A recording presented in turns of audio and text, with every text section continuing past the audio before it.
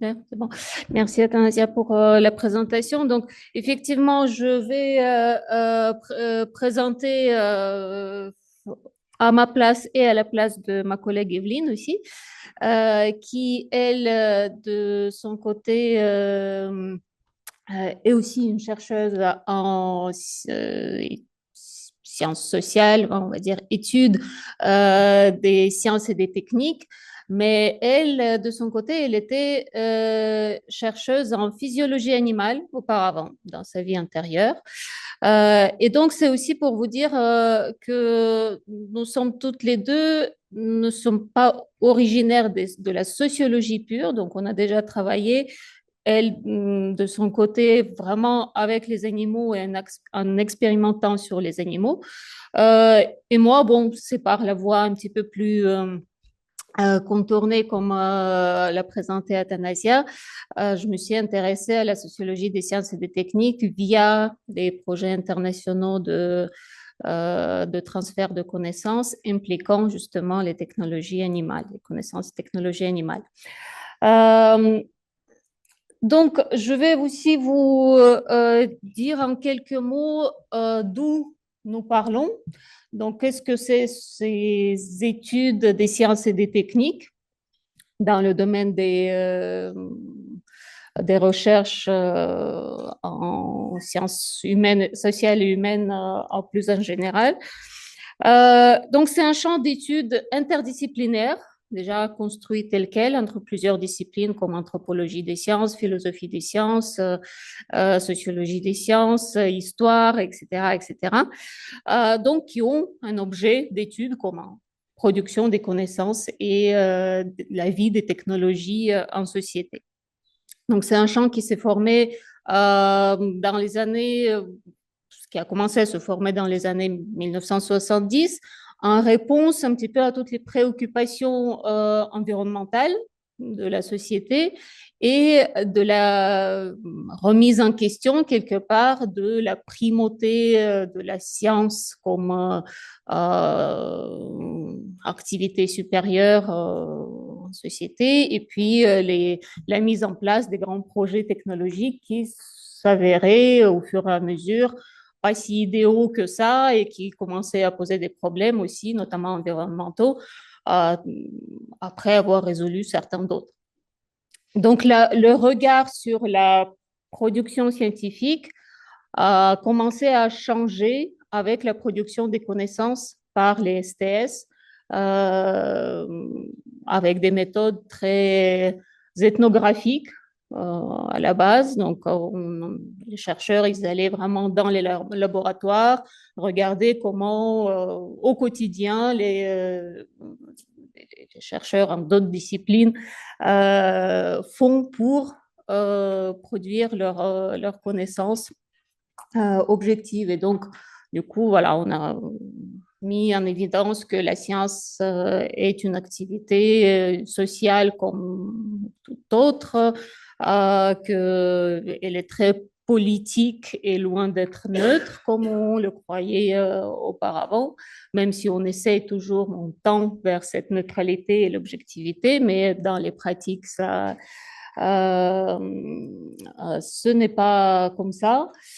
Euh, et en même temps, voilà, ça s'appliquait beaucoup sur les processus d'innovation, sur les controverses qui accompagnaient les processus d'innovation en société. Euh, et donc, les STS ont beaucoup questionné aussi le modèle linéaire qui régnait dans les esprits des politiques et des ingénieurs et des scientifiques. Euh, que voilà, il y a une idée qui émerge dans la science, après elle est transférée aux ingénieurs pour élaborer les technologies, et ensuite elle est transférée, le résultat est transféré en société pour résoudre des problèmes de la société. Donc voilà, on a vu en pratique comment les interactions dans tous les sens déconstruisent ce modèle linéaire et comment voilà, on se retrouve plutôt euh, avec ce type de schéma très interactionniste où on met en avant l'importance des liens entre les éléments hétérogènes. Et cette vision, on va dire, cette façon de penser la société et l'innovation en société, assez facilement, enfin, peut expliquer assez facilement finalement les difficultés à intégrer les innovations, euh, des nouveautés ou peut-être à en retirer aussi, parce que l'innovation par retrait, ça existe aussi. Donc, en fait, si on intègre un élément, bah, il doit quand même s'intégrer en reconfigurant tous les liens qui sont déjà bien intégrés. Euh, et, euh, et validé et très fort. Euh, ou au contraire, si on retire un élément, bah, du coup, pareil, enfin, ces liens, ils tiennent bien. Hein, donc, il faut arriver à tout reconfigurer autour. Donc, voilà, c'est pour ça qu'on n'arrive pas non plus très facilement à, à résoudre certains problèmes, comme par exemple les pesticides, l'utilisation des pesticides en société.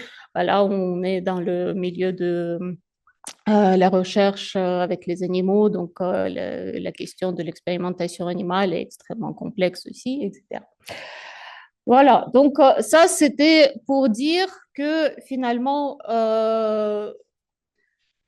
voilà, tout changement est systémique. Donc, on retire un élément, on ajoute un élément, on regarde plus large quels liens et quels autres éléments ça impacte. Donc, notamment, voilà, quand on se pose les questions sur l'expérimentation animale, euh, qu'est-ce que ça implique, qu'est-ce que ça impacte. Donc là, on va parler des enjeux auxquels la recherche avec les animaux permet de répondre, comme voilà, dans la santé humaine, dans l'alimentation humaine, santé animale, optimisation des productions, impact sur l'environnement, etc. Donc ça entoure déjà l'utilisation des animaux en tant que cadre. Euh, et ensuite, si on regarde plus loin, bah, dans quoi ça s'inscrit? Ça s'inscrit dans peut-être plus général un rapport à l'animal.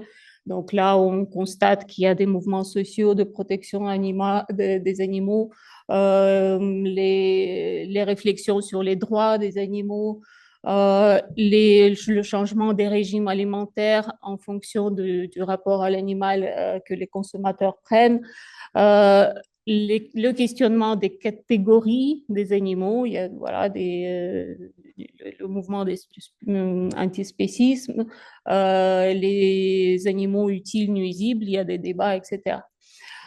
Euh, le rapport au vivant englobe encore plus cet enjeu où on parle beaucoup plus globalement, largement aux enjeux environnementaux, à l'éthique, mais aussi à la façon de produire les connaissances sur le vivant. Donc les scientifiques, les travaux scientifiques jouent aussi sur ces aspects-là. Et tout ça, bon, on peut dire, enfin voilà, c'est encore une fois, c'est très schématique, mais on peut dire que dans le contexte actuel, on parle énormément du développement durable.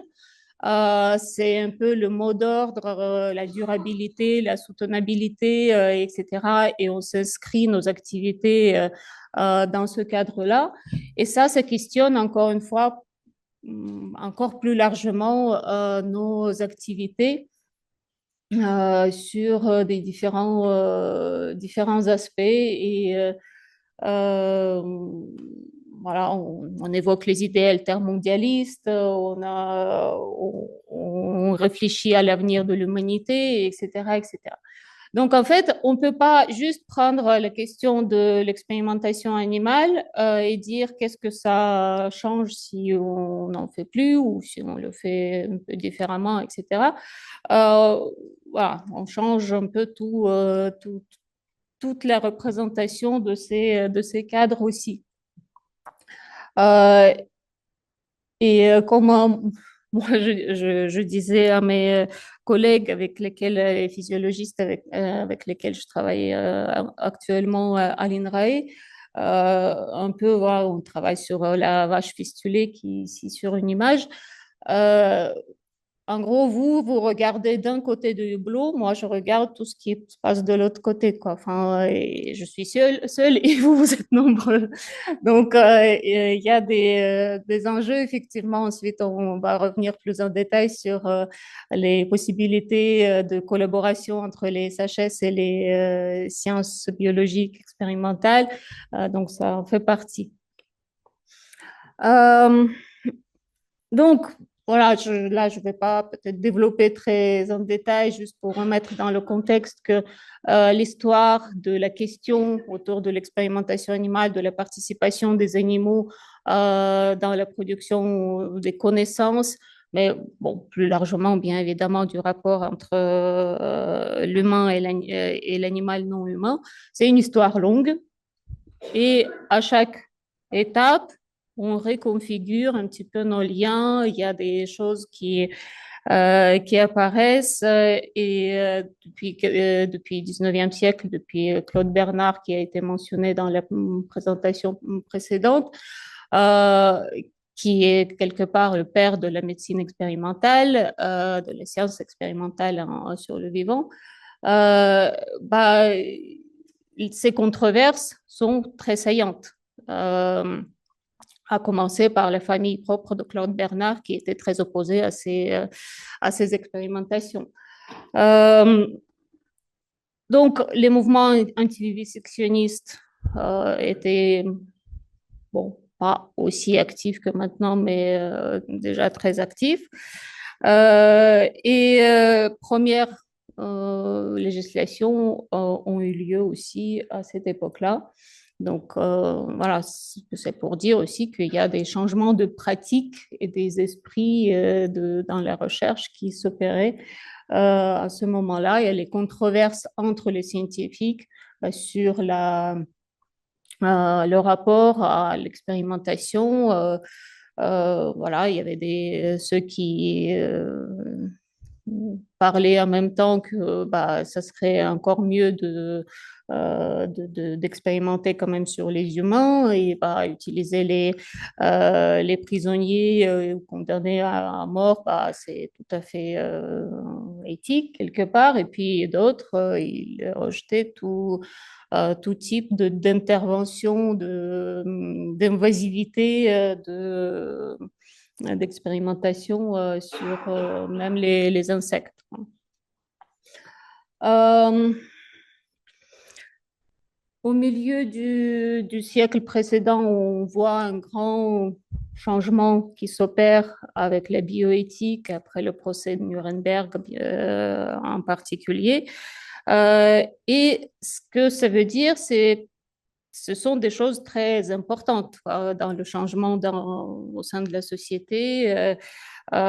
C'est, on va dire, la première démarche aussi globale avec une volonté d'établir des principes et des règles euh, au niveau universel, enfin, au niveau international, dans la recherche biomédicale. Le principe de consentement, bah, voilà, ça s'affirme vraiment par là. Pour la première fois, l'importance du progrès scientifique est remis au second plan par rapport à la dignité humaine. Donc, c'est un changement de façon de penser qui est assez important pour l'époque. Euh, donc, l'animal non humain, finalement, il prend toute sa place en tant que modèle principal d'expérimentation et répond en quelque sorte au dilemme éthique de la biomédecine. Bah, c'est comment produire la connaissance sur un organisme vivant sans expérimenter sur cet organisme. Bah, voilà, il remplace quelque part l'humain.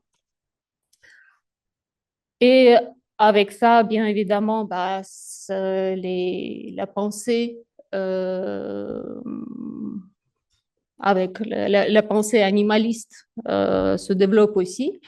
Les mouvements la fin enfin, deuxième moitié, on va dire, XXe siècle, commence à se diversifier, à se renforcer avec les connaissances scientifiques aussi produites euh, et s'institutionnaliser, pardon, euh, vraiment, voilà, autour des ONG, autour des associations bien formelles, autour des partis politiques maintenant aussi. Euh, en 78, voilà, on sait qu'il y a cette déclaration universelle des droits de l'animal qui est adoptée à Paris, à la maison de l'UNESCO cette année-là. Et déjà, dans cette déclaration, on parle des méthodes alternatives qu'il faut trouver à l'expérimentation animale. Dans le droit de l'animal en France, voilà, il y a une petite flèche de temps, des moments clés. Effectivement, voilà, il y a des débats, ça se construit en négociation entre plusieurs acteurs, ceux qui défendent les animaux, qui se mettent à la place des porte-parole des animaux. Puis ceux qui sont utilisateurs, on va dire, des animaux et les forces politiques, le pouvoir politique.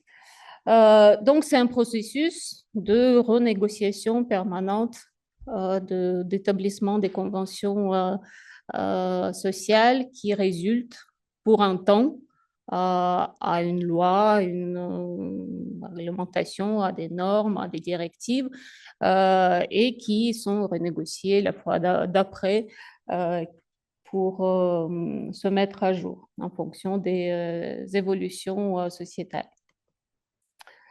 Euh, Actuellement, au cœur de la législation, on va dire, autour de l'animal, il y a le concept clé qui est le bien-être animal. Alors, ça, on peut discuter et rediscuter ce qu'il y a derrière ça. Est-ce que c'est vraiment le bien-être ou c'est plutôt l'absence du mal-être, etc. Donc, ça, c'est une question, je pense, assez longue à débattre. Mais en tout cas, ce que ça induit dans la société, bah, ce sont des actions concrètes, des débats, la possibilité de justement de se mettre d'accord sur certaines choses, continuer à débattre sur d'autres, etc.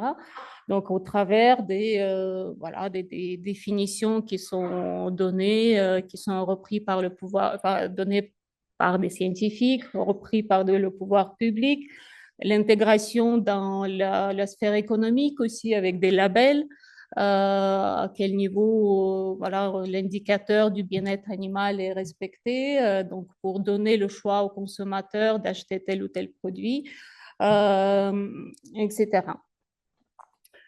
Euh, et donc, les principes des 3 R pour lesquels voilà, on est tous réunis ici, je ne vais pas vous les expliquer parce qu'on en a déjà beaucoup parlé et on les connaît très bien. Mais ce qui m'a interpellée quelque part, voilà, je cherchais des images d'illustration pour justement mon cours en symbiothèque.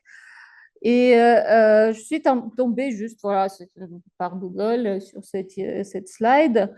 Euh, et je me suis dit, tiens, c'est pas fréquent.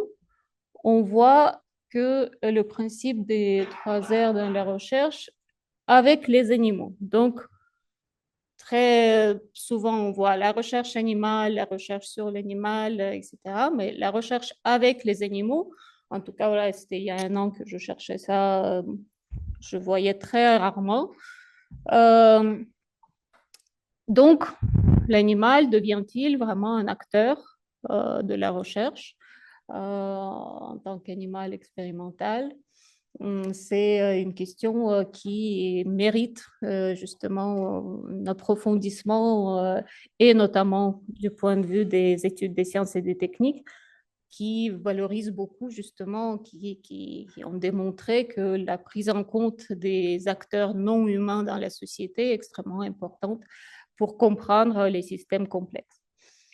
Et donc, c'est intéressant de voir comment finalement l'entrée de l'animal en tant qu'acteur de la société, acteur de la recherche plus particulièrement, se négocie entre les différents acteurs.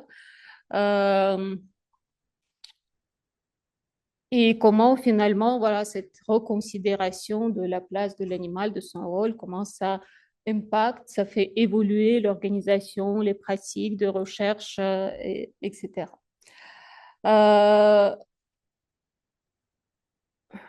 Donc, très souvent, pour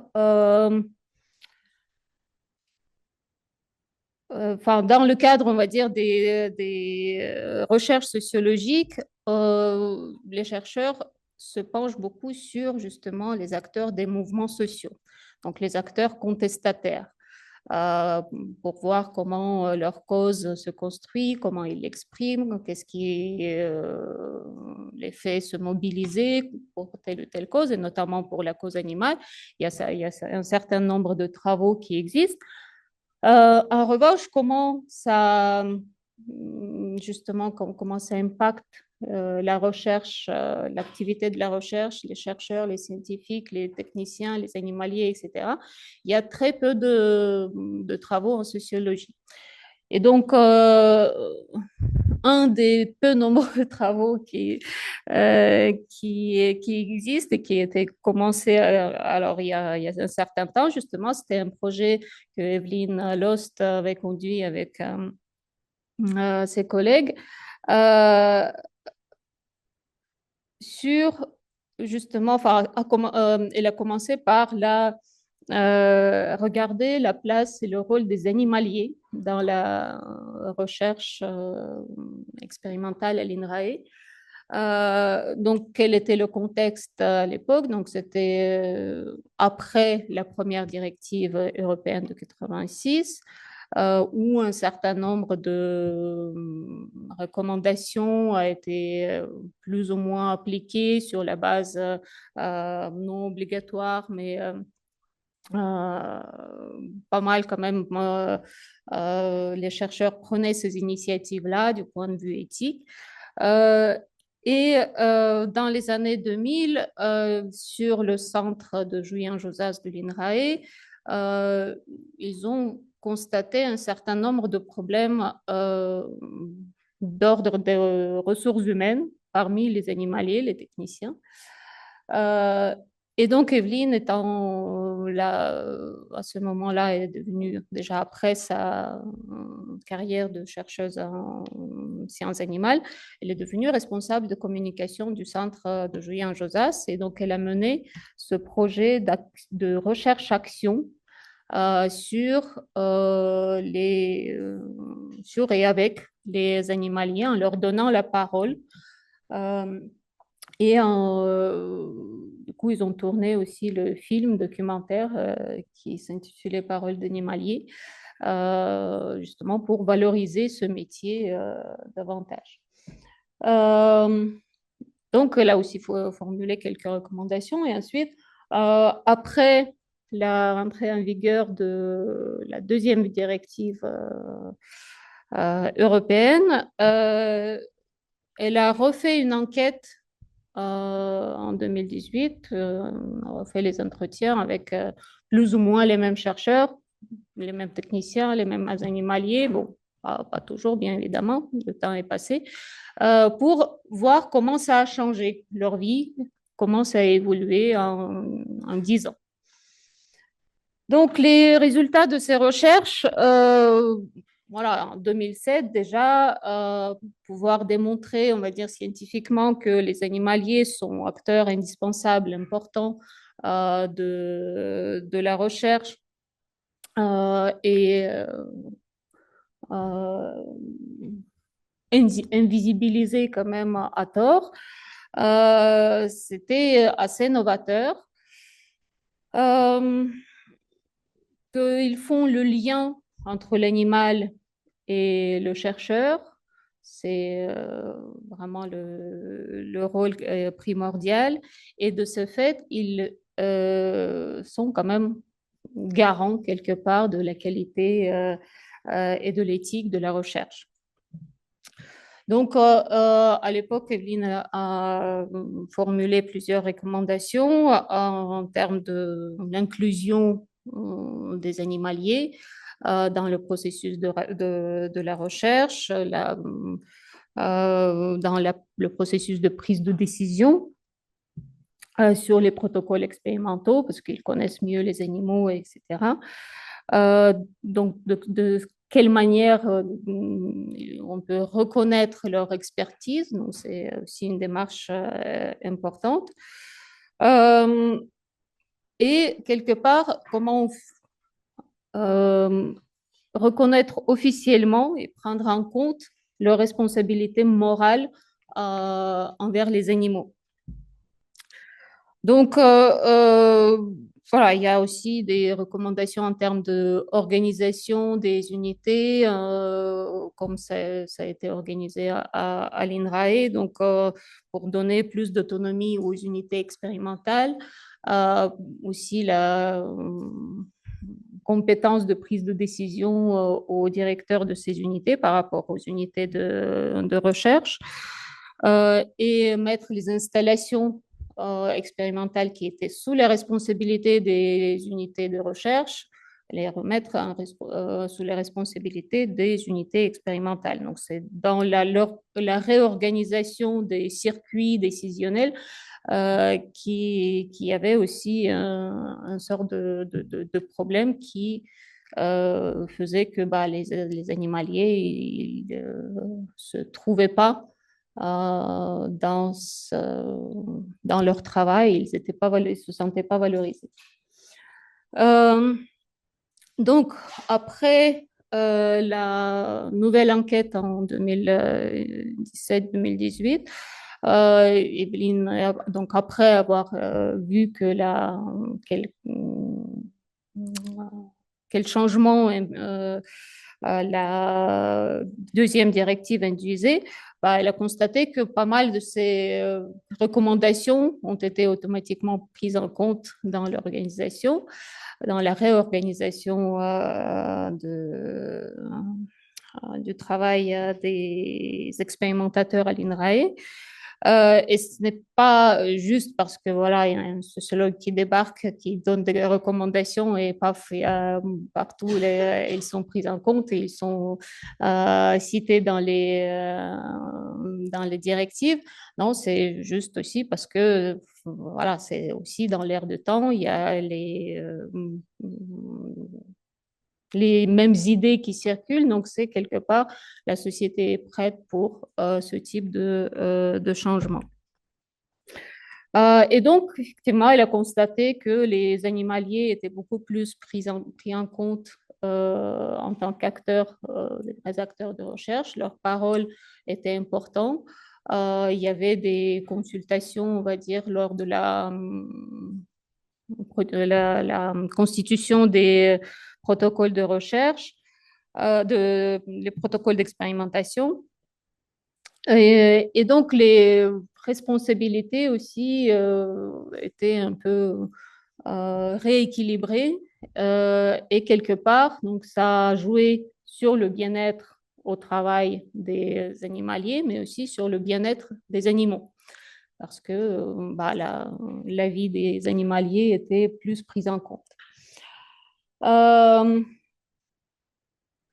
Donc, en perspective, voilà, c'est quelque part, ça donnait le point de départ vers un changement, une évolution de culture professionnelle de co-recherche. Donc, ce que c'est la co-recherche, bah, voilà, maintenant on ajoute les co pour essayer de dire bah, il faut faire ensemble, il faut faire en comptant les uns sur les autres etc. Et donc la co-recherche qui était un attribut, enfin la recherche qui était un attribut des chercheurs, bah, comment finalement la considérer comme aussi avec la participation des autres corps de métiers de recherche.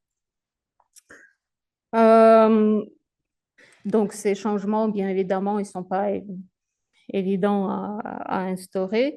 Mais voilà, Evelyne avait identifié quelques leviers, notamment dans l'organisation, la nouvelle organisation et la répartition des forces de décision, et puis dans les espaces d'échange existants qu'il faudrait renforcer et valoriser au mieux. Où participent justement différents corps de métiers de la recherche. Et on va dire que voilà, ça c'était une recherche-action très ciblée, très précise, etc., qui a induit quelques changements, qui a fait reconnaître mieux un métier qui existait. Mais bon, voilà, il ne faut pas s'arrêter là, il faut aller de l'avant et mener des recherches un peu plus systémiques, plus larges, parce que les changements qui sont induits dans la recherche par l'évolution de la cause animale en société, bah, ils sont bien plus systémiques que ça. Donc, elle avait fait une recommandation aussi pour les recherches à venir, travailler plus sur ce concept relativement nouveau de One Welfare, le seul bien-être. Donc, son projet s'y prêtait plutôt bien. Et donc, comment aborder ces questions-là, c'est assez compliqué, mais c'est de plus en plus pertinent. Et donc, de manière générale, regarder comment évoluent les cultures épistémiques, les cultures de production de connaissances, avec cette question en permanence en évolution du rapport à l'animal, de la place de l'animal et du vivant en société en général. Et donc là, je vais vous parler du projet dans lequel moi j'ai participé. Donc, c'est un projet, donc, comme j'ai déjà mentionné, avec les spécialistes en physiologie nutritionnelle des ruminants. Et donc, le projet consistait à rechercher, à valider des méthodes alternatives au modèle du ruminant fistulé, la fameuse vache à hublot. Donc, le projet se déroule encore en ce moment. Je ne vais pas rentrer trop dans les détails parce qu'il y a encore une certaine confidentialité dans ce projet, donc je ne le nomme pas et je vais éviter certains détails trop précis. Donc, il est en cours en ce moment et ma partie SHS pour laquelle j'ai été sollicitée, voilà, il est en train de se terminer à la fin de l'année. Donc, ce projet a été monté quelque part en réponse à la décision de la direction de l'INRAE d'arrêter ce modèle expérimental qui était même qui a suivi scandale, si on peut se permettre ce mot, dont vous vous souvenez certainement, justement la vache fistulée révélée au grand public qui par l'association L214, filmée chez un acteur privé. Ce n'était pas l'INRAE, mais l'INRAE comme acteur public de ces recherches forcément a été interpellé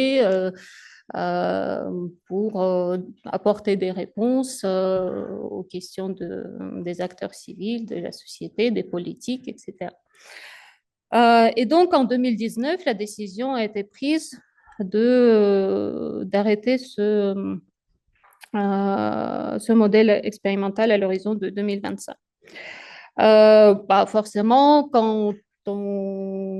quand on est chercheur et on nous annonce ça, on est quelque part pas mal désemparé. Qu'est-ce qu'on va devenir? Qu'est-ce qu'on va faire? Avec quoi on va travailler? Etc. Donc, ils ont négocié justement ce projet de 5 ans pour valider des méthodes alternatives pour remplacer, on va dire, le modèle qui servait à beaucoup de choses. Et ils ont contacté donc, mon laboratoire pour, comme on le fait très souvent, demander à mesurer et même à assurer l'acceptabilité des méthodes alternatives dans la société. Donc, voilà, cette question d'acceptabilité, c'est une question aussi très intéressante et nous, en tant que sociologues, on se bat un peu contre cette façon de nous voir juste pour mesurer et assurer l'acceptabilité. Et en fait, je leur ai proposé une démarche un petit peu justement alternative, sans travailler directement sur l'acceptabilité des méthodes alternatives, parce que de toute façon, comment on peut l'assurer? Les acteurs extrêmement militants, ils vont pas... parce que, enfin, ce qu'il faut dire, c'est que les méthodes alternatives, ils sont pas forcément complètement sans animal. Donc, c'est de toute façon avec l'utilisation de l'animal, mais de manière moins invasive. Euh, et, euh, et donc, voilà, l'acceptabilité est difficile à mesurer là-dedans, parce qu'il y aura de toute façon ceux qui sont fondamentalement contre, ceux qui accepteraient ça comme un processus, comme une étape intermédiaire, et puis ceux qui n'ont pas d'avis, quoi. Enfin, voilà, il y a de ça aussi. Et donc, j'ai proposé une démarche un peu différente, c'est que on me dit on va travailler un peu sur l'acceptabilité dans les deux sens. Aussi, votre acceptabilité de la demande sociétale, arrêter quelque part voilà, l'expérimentation, en tout cas telle qu'elle est perçue et vue par les acteurs militants. Et donc, voilà, on a vu que les éléments du contexte, ils sont bien plus larges que juste la décision du PDG après la, le passage à la télé de la vache fistulée. C'est beaucoup plus systémique. Il y a, voilà, les contestations sociales elles sont en progression depuis plusieurs années, voire décennies. Il y a une volonté de l'Union européenne bien affichée d'aller vers la fin hypothétique, certes, dès qu'on peut, mais la réduction de l'expérimentation animale. Et puis le fait que de toute façon, depuis des années, dans la recherche, il y a déjà un travail conséquent avancé sur les méthodes alternatives. Donc, ce n'est pas une grande nouveauté et on avance quand même pas mal là-dessus, voire substitutive, effectivement. Donc, ce qui a été fait dans ce projet, c'est que voilà, c'est une démarche. En sociologie, il y a bien évidemment les démarches qualitatives et aussi quantitatives, quand on fait des sondages, etc. Donc, moi, je travaille plus avec les méthodes qualitatives, donc avec les entretiens semi-directifs, individuels ou collectifs, etc. Les observations lors des réunions, des journées des portes ouvertes, des séminaires, des congrès, etc., etc. Et puis, voilà, d'autres formes d'interaction avec les acteurs qui rentrent en compte et qui apportent les éléments, les connaissances pour l'analyse sociologique. Et tout ça, donc, c'est quelque part, on observe l'évolution en direct. Donc, il y a des changements qui se produisent presque tous les jours. Donc, dans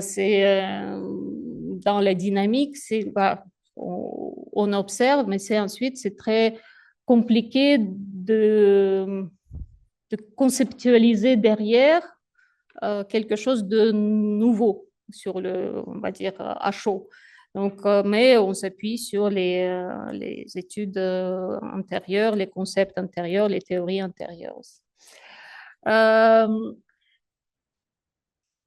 Donc, ce qu'on a constaté, et ça a confirmé pas mal de théories justement en STS, c'est qu'il y a une forte coexistence et interaction entre les différents enjeux qui se transforment pour un moment fortement, pour d'autres qui s'éteignent un petit peu, en cause morale de la société. Et au sein de la recherche, bien évidemment, ils sont aussi très présents. Puisque la recherche, de toute façon, ça fait partie de la société, on n'est pas isolé dans nos labos complètement. Donc, on valorise et on essaie de œuvrer pour le progrès scientifique, pour le bien de l'humanité, pour le développement socio-économique, comme dans le cadre de la recherche que j'ai accompagnée. Donc là, c'était plus pour le secteur de l'élevage, pour les éleveurs, etc. Pour la cause environnementale, donc là, il y a des enjeux voilà, importants qui touchent aussi, ces enjeux importants qui touchent aussi la recherche sur la nutrition animale, comment diminuer l'émission des gaz à effet de serre par les bovins, notamment. Et la cause animale, mine de rien, bah, elle est bien présente. Elle se traduit par le souci du bien-être des animaux,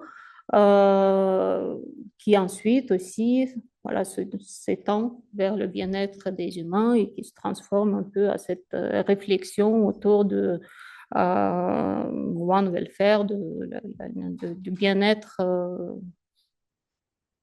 d'un seul bien-être. Un deuxième constat qui est important, c'est une présence de plus en plus forte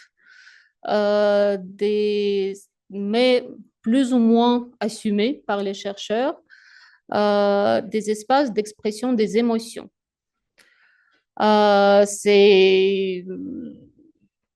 Ça vient pas de soi, parce que voilà, la recherche scientifique, bah, c'est toujours revendiqué comme un lieu de production de connaissances objectives, d'où on essaie d'éliminer au maximum tout aspect, tout élément subjectif dont les émotions font partie. Mais la force est de constater qu'on ne peut pas faire ça de toute façon.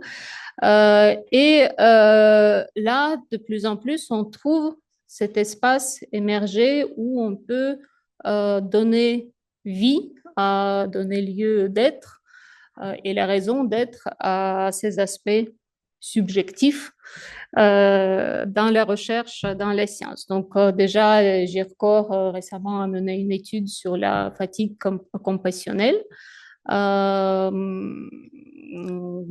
Donc il y a deux types d'émotions, deux revers du médaille. Donc, il y a la satisfaction compassionnelle et la fatigue compassionnelle qui finalement voilà, reflètent une expression de types d'émotions différents. On a constaté qu'il y a de plus en plus d'engagement de chercheurs ou de techniciens, enfin des acteurs de la science pour la cause animale. Et ça, on peut faire un parallèle quelque part avec des avis récents des comités d'éthique du CNRS et le comité d'éthique en commun entre l'INRAE, CIRAD et IFREMER sur l'engagement des chercheurs pour des causes sociétales, là avec l'accent sur la cause environnementale. Est-ce que les chercheurs peuvent s'engager politiquement, socialement dans ces et bien évidemment utiliser les connaissances produites sur leur lieu de recherche. Est-ce que voilà, c'est leur rôle ou pas? Et finalement, les comités d'éthique ont donné les avis favorables. Donc là, on peut se poser la question où on en est justement sur ces aspects d'engagement quelque part de chercheurs expérimentateurs eux-mêmes ou anciens expérimentateurs eux-mêmes pour la cause animale. Il y a un espace d'émotion qui se crée fortement quand il y a des critiques de la part des acteurs contestataires, de la part voilà, des acteurs militants qui, alors, les chercheurs qui utilisent les animaux sont sans cœur, les bourreaux, etc. Donc, tout de suite, on a une contre-réaction en disant, qui dit que bah, pourquoi ils disent ça, de quel droit, nous aussi on a des émotions, et on veut les faire connaître, on veut les montrer, etc. Et donc, quelque part, il y a aussi cette dissonance émotionnelle et aussi quelque part intellectuelle qui se crée quand on voit chez les chercheurs cette contradiction interne entre ceux qui vivent au travail et ce sur quoi ils sont questionnés en dehors. Et donc ça, on a constaté effectivement aussi bien en interviewant les chercheurs que, par exemple, au Congrès international EAAP, où cette question d'élaboration, de mise en place des méthodes alternatives a été débattue pas cette année, mais l'année dernière, très activement. Et il y avait ces témoignages-là aussi des chercheurs d'autres pays que la France. Et puis, qu'est-ce qu'on fait avec les émotions et les sensibilités des animaux? Donc ça aussi, c'est une question qui anime pas mal les réflexions des chercheurs. Donc, comment finalement tout ça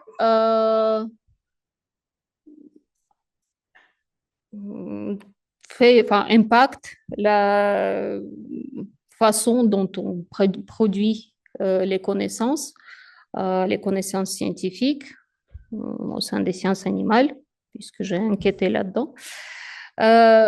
Déjà, quand on parle de ce que c'est la connaissance scientifique, la première chose qui est évoquée, c'est objectivité. Il est objectif. Donc, qu'est-ce que c'est objectif?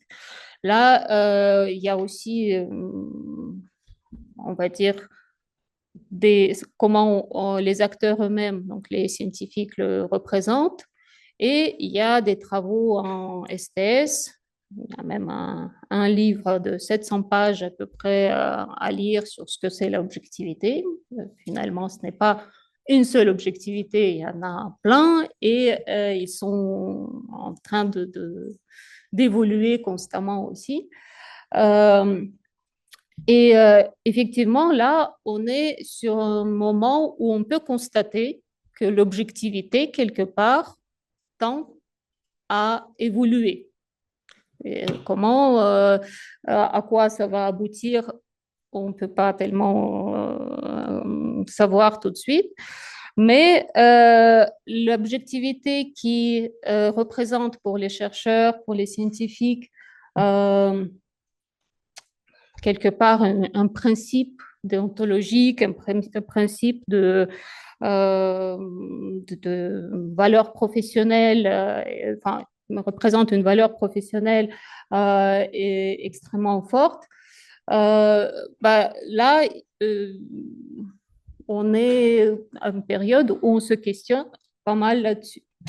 En sciences expérimentales, beaucoup, enfin, dans d'autres, une grande partie d'objectivité est liée aux méthodes de mesure, de quantification, c'est-à-dire de la traduction des qualités en quantité. Donc, pour assurer, on va dire, le langage commun, pour se distancier de l'objet de nos études, pour assurer une neutralité quelque part. Voilà, enfin, c'est ça qui fait partie de la notion d'objectivité. Et puis, à travers ça, on valorise une précision de données. On parle des données viables, fiables, précises, etc. Et on voit en ce moment, donc, avec cette présence qui s'assume de plus en plus des aspects subjectifs au travers notamment du rapport à l'animal, quelque part une objectivité qui est en train de s'hybrider entre voilà, les aspects objectifs plus quelques aspects subjectifs, moral, les causes morales, sensibilité, émotion, enfin, encore une fois, voilà, est-ce qu'on les assume pleinement? C'est en tension et ça se sent. Euh, et, euh, et donc, effectivement, les scientifiques, ils posent pas mal de questions là-dessus. Mais si, voilà, si l'objectivité finalement scientifique telle qu'on la produit sur le bien-être animal, elle n'est pas tenue en compte par les pouvoirs politiques qui prennent des décisions euh, sur la base des sensibilités ou des sensibleries des citoyens.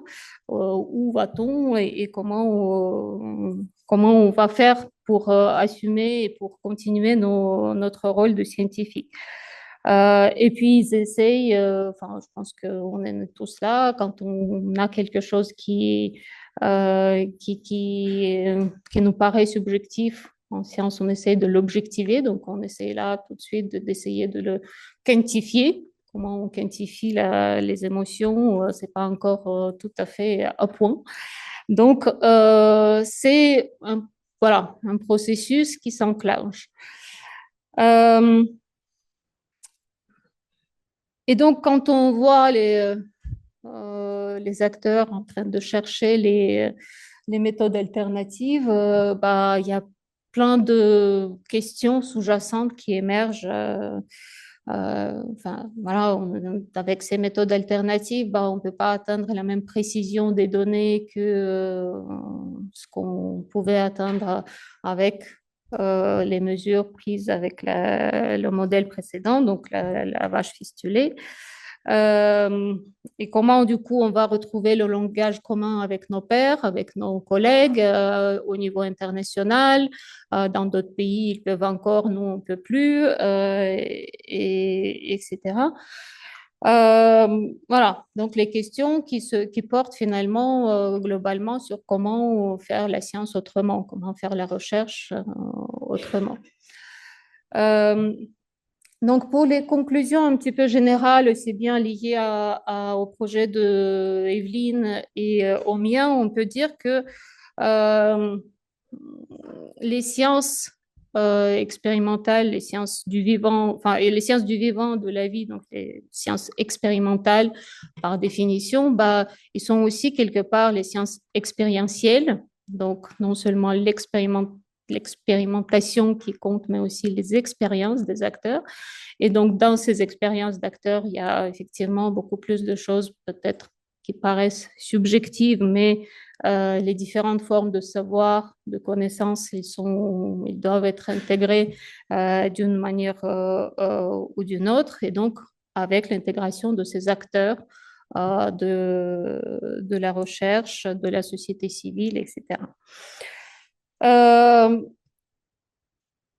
Et donc, quand on produit la connaissance sur le vivant, avec le vivant, bah, elle rétroagit, elle est performative, elle rétroagit sur notre rapport au vivant. Et donc, du coup, forcément, ça change notre façon d'interagir avec ce vivant. Forcément, la science, après avoir produit ses connaissances, ne peut plus complètement être neutre par rapport à ses propres productions. Et donc, les évolutions qu'on voit, bah forcément, voilà, c'est encore une fois, c'est euh, à considérer de manière systémique. Si on fait évoluer, si on change une pratique, bah, quelque part, on changerait aussi les questions de recherche, on reverrait aussi les enjeux, les objectifs de nos recherches. Et ça se fait de plus en plus et on a le constat que des demandes, ça se fait de manière de plus en plus interdisciplinaire. Donc voilà, c'est sur cette base-là qu'on a émis aussi quelques recommandations. Comment voilà, comment accompagner, on va dire, les changements pour les rendre plus faciles au sein de la recherche. Donc, créer des espaces pour vraiment et valoriser ces espaces pour les partages des avis, non seulement le débat scientifique, mais aussi c'est où on peut partager les émotions, nos ressentis, les choses moins objectives. Euh, et puis, pour intégrer aussi ces différentes formes de savoir, donc notamment dans le projet dans lequel je participe, les animaliers sont de plus en plus effectivement conviés, participent à des réunions d'équipe aux séminaires, etc., pour comprendre un peu comment la connaissance dans laquelle il participe est produite et pourquoi faire. Et donc, la dernière, on va dire, enfin, sans parler effectivement de l'approche systémique qui se traduit aussi en interdisciplinarité, en transdisciplinarité, donc en interaction entre les différentes disciplines. Et donc, pour motiver aussi les interactions entre les sciences, on va dire biologiques dans le sens large du terme, et les SHS, parce que bah, la force est de constater que plus tôt on collabore, bah, mieux ça se passe et moins on dépense aussi de l'argent pour les révalidations, réexpérimentations, etc. Parce que quelque part, on prend les problématiques sociétales dès le début dans leur plus large importance. Et donc, qu'est-ce qu'on peut, pour finir, les sciences humaines et sociales, et surtout, je dirais, mais pas seulement, les STS, donc les études des sciences et des techniques qui ont accumulé quand même pendant plusieurs décennies des connaissances sur comment la science est produite en société, comment elle évolue, quels sont les tenants et les aboutissants des connaissances produites pour la société, etc. Elle peut apporter de l'intelligibilité quelque part aux processus qui sont en train de se passer dans la recherche.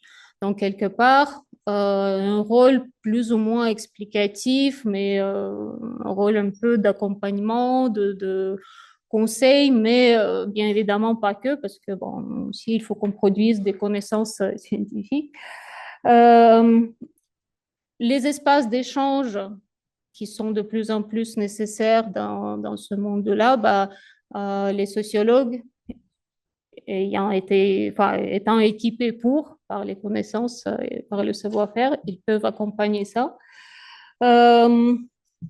Mise en place des recherches participatives qui sont de plus en plus motivées par la complexité des enjeux et les interactions sciences-société.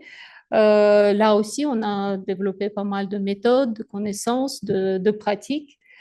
À l'INRAE, il y a un outil, voilà, enfin, je pense que chaque organisme de recherche peut-être a fait son outil, mais à l'INRAE, il y a un outil qui s'appelle ASIRPA, en temps réel, ou à la base qui était euh, conçu pour évaluer a posteriori l'impact des recherches sur la société. Mais ensuite, ils l'ont développé aussi pour construire cet impact en direct live, en temps réel. Donc, ça s'appelle ASIRPA temps réel.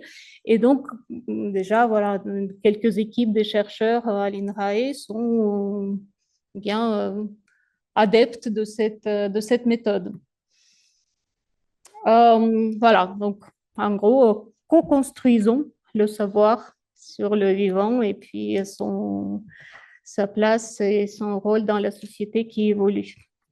Merci de votre attention.